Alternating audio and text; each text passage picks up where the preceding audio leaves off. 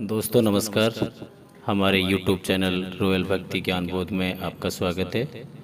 आज हम आपको रुक्मिणी और भगवान कृष्ण की विवाह की कथा सुनाएंगे। दोस्तों, विदर्भ देश के राजा भीष्मक की दो संतानें थी, राजकुमार रुक्मी और राजकुमारी रुक्मिणी। उन्होंने भगवान कृष्ण की वीरता की बहुत सी कहानियाँ सुन रखी थी। वे मन ही मन चाहते थे कि श्री कृष्ण उनके दामाद बने। वैसे भीष्मक ये भी जानते थे कि ऐसा होना संभव नहीं था, क्योंकि कंस के ससुर जरासंध उनके प्रमुख थे और वे भगवान कृष्ण के कट्टर बैरी थे। राजकुमार रुक्मी कंस का मित्र था और कंस के वध के बाद वो भगवान कृष्ण से अधिक नफरत करने लगा था। रुक्मी चाहता था कि उसकी छोटी बहन रुक्मिणी का विवाह चेदी नरेश शिशुपाल से हो, जो जरासंध के साथ था।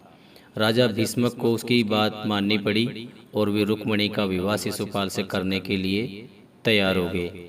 इधर राजकुमारी रुक्मिणी भी बहुत समय से श्री कृष्ण की वीरता की कथाएं सुनती आई थी।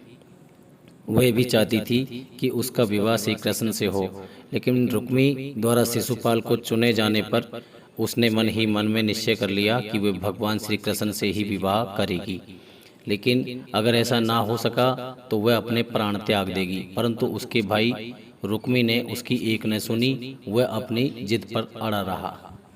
राजकुमारी रुक्मिणी चेदी नरेश शिशुपाल से विवाह नहीं करना चाहती थी, जिसे उसके भाई रुक्मी ने उसके लिए चुना था। ऐसे में उसने अपनी प्रिय सखी सुनंदा को भगवान कृष्ण के पास उनके नाम एक पत्र लिखकर भेजा, जिसमें लिखा था, मेरे प्रभु, मैंने आपको दिल से अपना पति मान लिया है।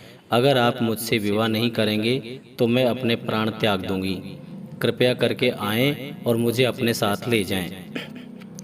रुक्मिणी ने यह भी लिखा कि वह अपने विवाह वाले दिन पार्वती मंदिर में पूजा करने जाएगी। यदि वे चाहें तो वहां आकर उसका अपहरण कर सकते हैं। रुक्मिणी ने यह विनती भी की थी कि श्री कृष्ण उसके परिवार में किसी का वध ना करें। सुनंदा वह पत्र लेकर द्वारका में भगवान श्री कृष्ण के पास पहुंची। उन्होंने भी रुक्मिणी की सुंदरता के बारे में सुन रखा था और वे उससे विवाह करना चाहते थे, लेकिन वे असमंजस में थे कि उसके परिवार वाले इस संबंध के लिए हामी भरेंगे या नहीं। श्री कृष्ण ने रुक्मिणी का पत्र मिलते ही उसका अपहरण करने का निश्चय किया, परंतु जरासंध जानता था कि श्री कृष्ण और रुक्मिणी एक दूसरे से विवाह करना चाहते हैं। अतः उसने सावधानी बरतते हुए अपने कुछ आदमी विदर्भ भेज दिए। भगवान श्री कृष्ण विदर्भ जाने के लिए चल पड़े और बलराम सेना लेकर विदर्भ की ओर रवाना हो गए।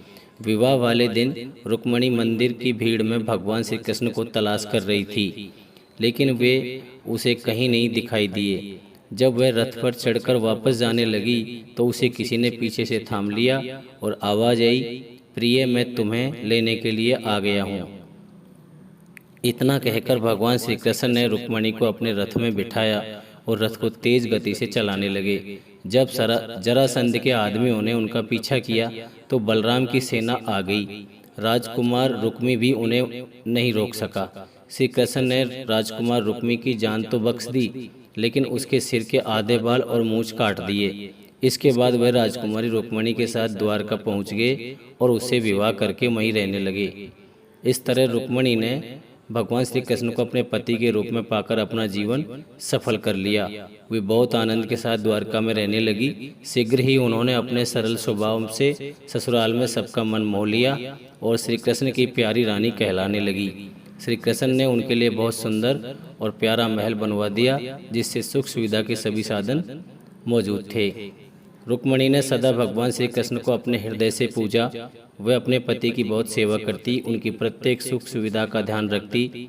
श्री कृष्ण को भी अपनी इस रानी से बहुत प्रेम था। वे अक्सर अपने काम से अवकाश पाते ही उनके पास चले जाते। वे दोनों वनों में विहार करते और समुद्र के किनारे बैठकर अस्त होते सूर्य को देखा करते। दोस्तों, आपको ये कहानी कैसी लगी?